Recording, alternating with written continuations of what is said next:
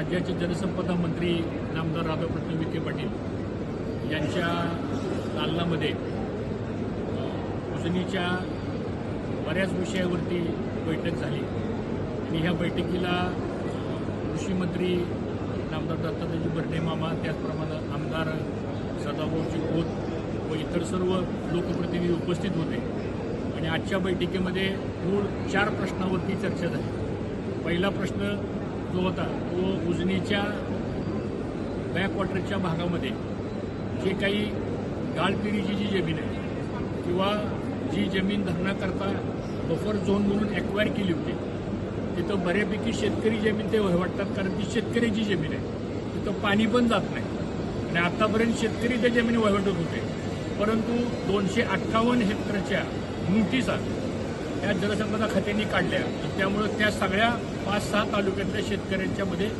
अराजक निर्माण झाला। म्हणून एक कृती समिती स्थापन झाली। आज आमच्याबरोबर कृती समितीचे आणि शेतकरी संघटनेचे पण बरेच सहकारी आमच्याबरोबर उपस्थित आहेत। त्यामुळे आजच्या बैठकीला आम्ही ही मागणी केल्यानंतर विखे पाटील साहेबांनी ह्याला स्थगिती दिलेली आहे। दुसरा निर्णय, या गाळपिरीच्या ज्या जमिनी आहेत त्या जवळजवळ 13,000 हेक्टर आहेत।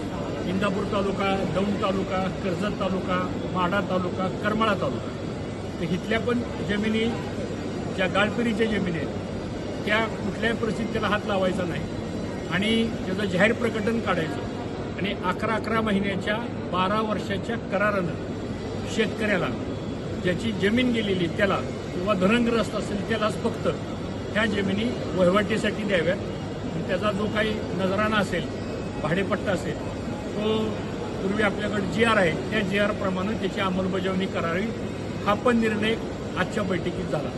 तिसरा महत्त्वाचा निर्णय, उजनी धरणाला लागून जी मोठी भिंत आहे तिथं फ्लोटिंग सोलर पॉवर एनर्जी हा एक नवीन प्रकल्प येतोय।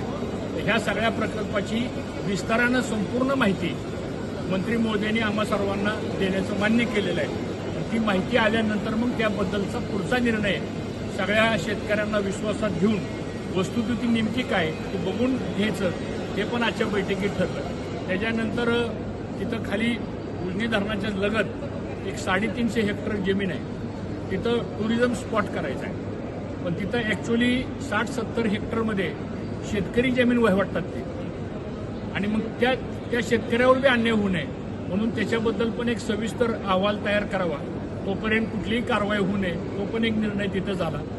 तिकडं उजनी गावठाण जी आहे तिथं पण एक 250-300 हेक्टर जमीन आहे, तिथं पण टुरिझम स्पॉट करायचं म्हटलं, पर्यटन केंद्र करायचं म्हटलं तर तिथं पण काही शेतकरी जमीन वहिवाटत आहेत, तर त्यांच्यावर पण अन्याय होता कामा नये, त्याच्याबद्दलचा पण सविस्तर अहवाल द्यायचं मान्य केलेलं आहे। आणि उजनीची जी कॉलनी आहे, वसाहत आहे, पाटबंधारे वसाहत, ती आता तिथं लोक राहतात। मग आता हा सगळा प्रकल्प झाल्यानंतर एक तर रांजणी गावाकडे ती ग्रामपंचायतमध्ये वर्ग करावी किंवा त्याला लागून उजनी गाव आहे त्याच्यामध्ये वर्ग करावी किंवा त्याचं स्वतंत्र गावठाण करावं आणि स्वतंत्र महसुली सजा करावा, अशा पद्धतीची चर्चा आजच्या बैठकीमध्ये झाली।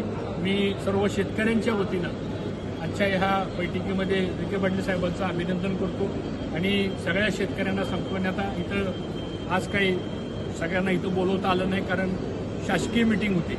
मला वाटतं अधिवेशन संपल्यानंतर पुण्याला कृष्णा खोरे विकास महामंडळामध्ये एक 3 तासाची बैठक, त्या भागातले सगळे जे प्रमुख शेतकरी आहेत आणि या संघर्ष समितीतले जे सहकारी आहेत आणि सदाभाऊ खोत असतील किंवा कृषी मंत्री भरणे मामा असतील किंवा असे आम्ही एकत्र बसू विखे पाटील साहेबांच्या अध्यक्षतेखाली आणि बाकीच्या राहिलेल्या विषयावर सुद्धा सविस्तर चर्चा होऊन कुठल्याही परिस्थितीमध्ये शेतकऱ्यावरती अन्याय होणार नाही।